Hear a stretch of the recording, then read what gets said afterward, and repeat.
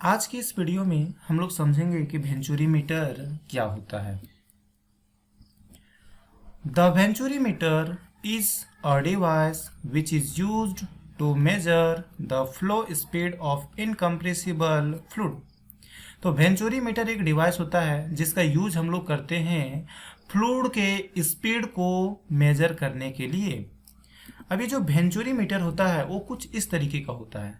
तो देखो, आपको एक ट्यूब दिख रहा होगा, ये एक ट्यूब है जिसके आप क्रॉस सेक्शंस को बड़े ध्यान से देखिए। ये ट्यूब का स्टार्टिंग पॉइंट मान लेते हैं, ये पॉइंट नंबर 1, ये पॉइंट नंबर चलो एंडिंग पॉइंट है, इसको पॉइंट नंबर 3 मान लेते हैं। और एक बीच में क्रॉस सेक्शन देखना, बीच में ये क्रॉस सेक्शन दिख रहा है, बहुत ही कम है। ठीक है, यहाँ पे क्रॉस सेक्शन एरिया बहुत ही कम है।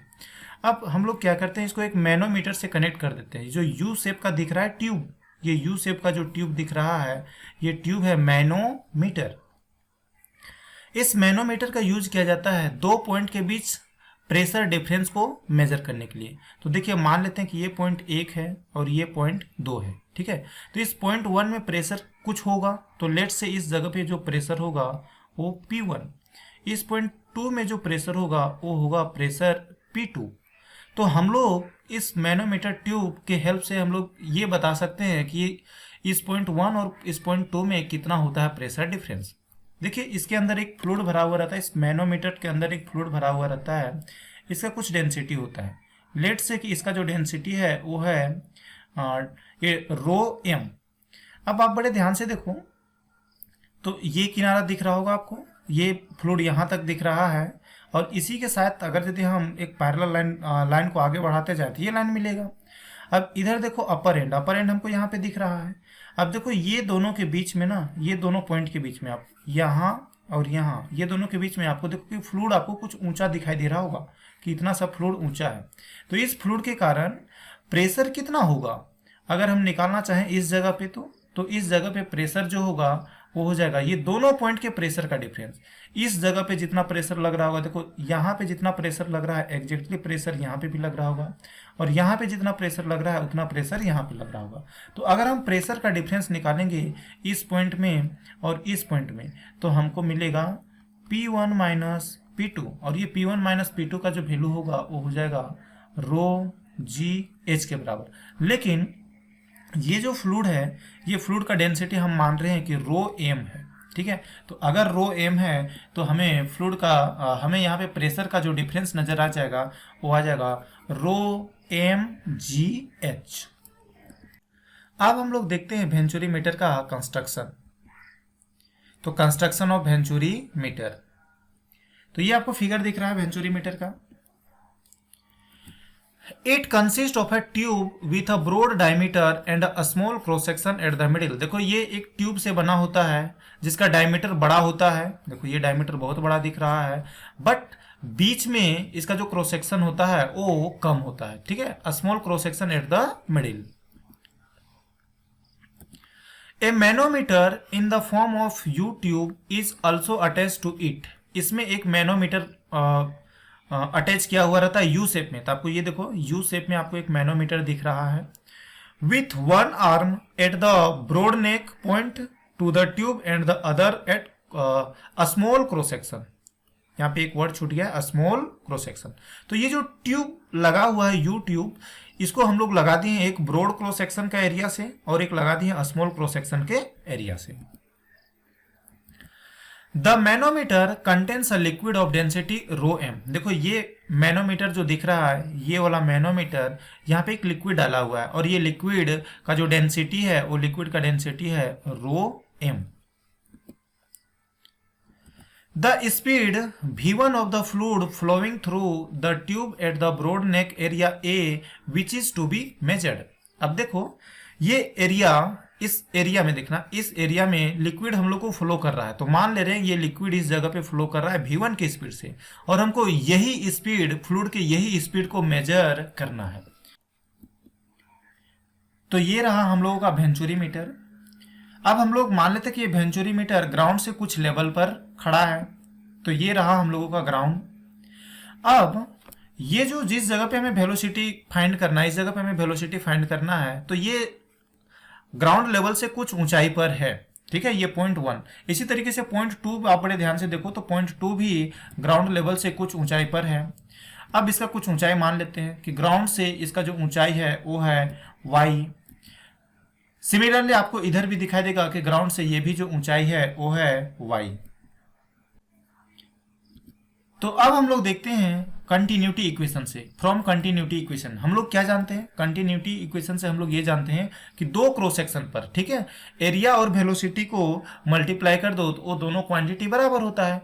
यानी कि अगर हम इस क्रॉस सेक्शन 1 पर, इस 1 क्रॉस सेक्शन पर यहाँ पे क्रॉस सेक्शन एरिया और यहाँ पे जो फ्लूइड फ्लो कर रहा है उसका वेलोसिटी को हम मल्टीप्लाई कर देंगे तो एग्जैक्टली उतना ही मिलना चाहिए जितना हमें इस क्रॉस सेक्शन में इसका क्रॉस सेक्शन एरिया जितना होगा और यहाँ पे जो फ्लूइड जितना स्पीड से फ्लो कर रहा होगा।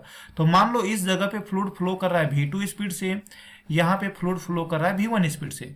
तो इस क्रॉस सेक्शन नंबर 1 पर आप a इंटू v कर लो, तो a into v1 equal to cross section number 2 पर यहाँ का एरिया कितना है? स्मॉल a, तो हम लोग लिखें स्मॉल a और वेलोसिटी कितना है? v2। अब देखो यहाँ से आप चाहें तो आप v1 का वैल्यू बड़ी आसानी से निकाल सकते हैं, ठीक है। तो v1 का वैल्यू क्या मिल जाता? a इंटू v2 बटा v1। अगेन इसका हम लोग देखेंगे कैलकुलेशन बाद में, फिलहाल अभी इसको रहने दो। अब देखो हम लोग अगर बर्नौली थ्योरम का यूज करेंगे तो बर्नौली थ्योरम हम लोग को क्या बोलता था? किसी भी पाइप में जो फ्लूइड फ्लो कर रहा है उसके किसी भी सेक्शन पर अगर आप एनर्जी को जोड़ दो, प्रेशर एनर्जी, काइनेटिक एनर्जी और पोटेंशियल एनर्जी, तो ये वैल्यू कांस्टेंट मिलता है। तो हम लोग यही काम कर देते हैं। तो देखो pressure energy plus kinetic energy plus potential energy जोड़ दो तो आपको मिलेगा कांस्टेंट, तो इक्वल टू कांस्टेंट कर दिए। अब देखो अगर हम वॉल्यूम से डिवाइड कर देंगे तो कोई फर्क नहीं पड़ेगा, pressure energy per unit volume, kinetic energy per unit volume, potential energy per unit volume, तो भी हम लोगों को जो वैल्यू मिलेगा वो कांस्टेंट ही मिलेगा। अब हम लोग यहाँ पे वैल्यू पुट करते हैं। तो देखो इस जगह पे, अब अगर हमें इस जगह पे पूछा जाए प्रेशर एनर्जी कितना होगा तो हम बड़े आसानी से निकाल सकते हैं। प्रेशर एनर्जी कितना होता है? P1 into volume, P1 into volume, ये वेलोसिटी नहीं है, ठीक है। तो यहाँ पे इस पॉइंट नंबर 1 पे प्रेशर एनर्जी जो आया वो आया P1 इंटू V। अब हम वॉल्यूम से डिवाइड कर दिए हैं तो इसको हम V से डिवाइड कर दिए, प्लस काइनेटिक एनर्जी। याद करो इस जगह पे काइनेटिक एनर्जी कितना होगा? ये हो जाएगा हाफ m v1 का स्क्वायर। तो हम लोग यहाँ पे लिखते हैं हाफ m, यहाँ पे कर लेना v1 का स्क्वायर डिवाइडेड बटा वॉल्यूम है तो वॉल्यूम से डिवाइड कर दिए, प्लस पोटेंशियल एनर्जी। याद करो तो पोटेंशियल एनर्जी इस पॉइंट पर कितना मिलने वाला है? तो जमीन से कितना ऊंचाई पर है? ये y ऊंचाई पर है तो ये आ जाएगा mgh होता था, तो h तो नहीं आएगा, h के जगह पे क्या आ जाएगा? mgy। देखो ये हाइट है तो हम लोग ये y ले लेंगे, तो इसके जगह पे पोटेंशियल एनर्जी पुट कर दें mgy। अगेन वॉल्यूम से डिवाइड कर दिए। यही काम आप इस पॉइंट 2 पर देखो, इस क्रॉस सेक्शन पर, तो यहाँ पे प्रेशर एनर्जी कितना होगा? तो जितना यहाँ पे प्रेशर होगा इनटू वॉल्यूम, तो यहाँ पे प्रेशर है P2 मल्टीप्लाई कर दिए वॉल्यूम से, तो P2 इंटू V, और फिर आपको क्या कर देना है? वॉल्यूम से तो डिवाइड भी कर देना है, तो वॉल्यूम से हम डिवाइड कर दिए।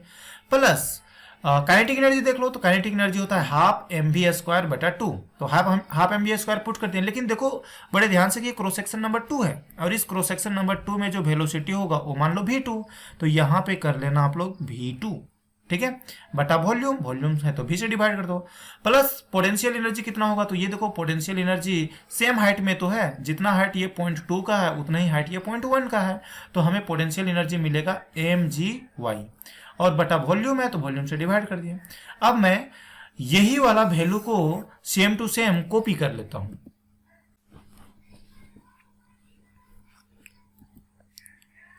तो हम लोग इक्वेशन को कॉपी कर लिए, देखो हम लोग को ये मिला। अब यहाँ पे अगर कोई टर्म कटने वाला होगा ना तो उसको काट देना। तो ये देखो ये टर्म और ये टर्म सेम टू सेम है, इसको काट देंगे।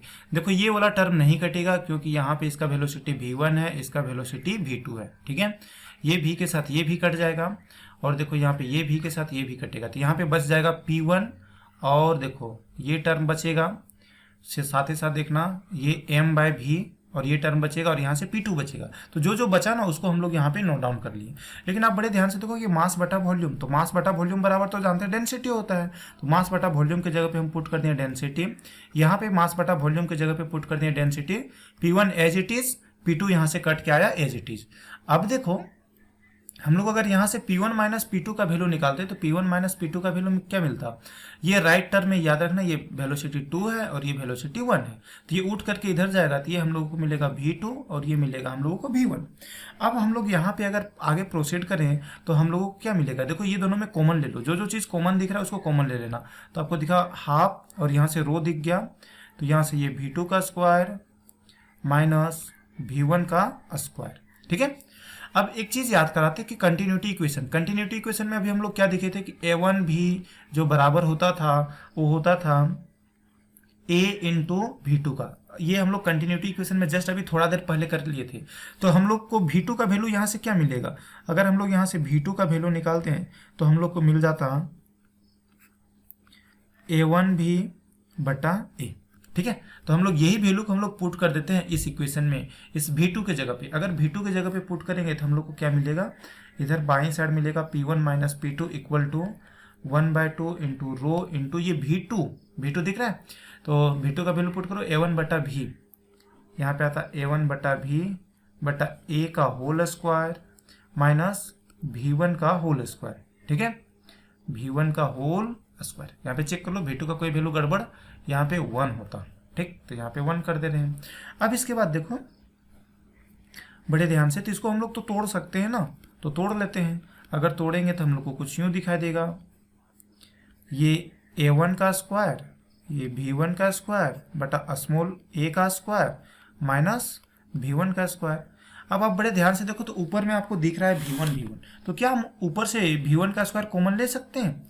ले सकते हैं बड़े आसानी से, तो कॉमन ले लो, तो ये आएगा 1/2 रो V1 का स्क्वायर कॉमन हो गया। अब ऊपर में क्या बचा, ऊपर में बचा है A1 का स्क्वायर बटा स्मॉल a का स्क्वायर माइनस, यहाँ से तो V1 कॉमन हो चुका है, यानी यहाँ पे बचा है 1। अब देखो ये P1 माइनस P2 आपको सबसे पहला स्लाइड में बताए थे प्रेशर का डिफरेंस मैनोमीटर बताता था, और प्रेशर का डिफरेंस मैनोमीटर से हम लोगों को मिला था रो एम जी और फिर H। ठीक है, रो एम जी एच। अब इतना इक्वल टू यहाँ से हम लोग को क्या वैल्यू मिला, हम लोग को वैल्यू मिला हाफ रो V1 का स्क्वायर और फिर ये हम लोग को मिला था कैपिटल A1 का स्क्वायर स्मॉल a का स्क्वायर माइनस 1। अब अगर इस इक्वेशन से हम V1 का वैल्यू निकालना चाहते हैं तो V1 का स्क्वायर बराबर हम क्या लिख पाते हैं, ये सारे टर्म को उठा करके उधर लेके चलो। सारे टर्म को अगर हम उठा करके उधर ले जाएंगे तो क्या मिलेगा, ये 2 ऊपर की ओर मल्टीप्लाई हो जाएगा, तो ये ऊपर की ओर मल्टीप्लाई होकर हो जाता 2 इंटू डेंसिटी मैनोमीटर का, फिर ये G, ये डेंसिटी है, डेंसिटी मैनोमीटर का, फिर G, फिर ये आ जाता H। अब बट्टा देखो ये यहाँ पे रो जो दिख रहा है V1 के साथ गुन्ना में है, बराबर के इधर जाएगा तो ये रो हो जाएगा भाग में। ये पूरा टर्म देखो गुन्ना में दिख रहा है, ये पूरा टर्म स्क्वायर ब्रैकेट के अंदर जो दिख रहा है ना, ये पूरा का पूरा गुन्ना में है, तो बराबर के उधर लेके चलो तो ये भाग में लग जाएगा, तो ये भाग में लगेगा, यानी A1 का स्क्वायर बटा स्मॉल a का स्क्वायर माइनस 1। ठीक, अब हमें तो यहाँ पे V1 का वैल्यू चाहिए ना, तो V1 का वैल्यू कैसे मिलेगा, V1 का वैल्यू के लिए हम इसको ये कर देते हैं, अंडर रूट कर देते हैं, तो अंडर रूट 2 रो एम जी एच बटा यहाँ पे ये डेंसिटी बटा A1 का स्क्वायर, फिर इसके नीचे स्मॉल a का स्क्वायर हो जाएगा, स्मॉल a का स्क्वायर माइनस 1। तो ये जो हम लोग को क्वांटिटी मिल करके आया, ये हो गया हम लोगों का फ्लूइड का स्पीड। तो जो हम लोगों का काम था वो हम लोग निकाल लिए। क्या था काम हम लोगों का कि ये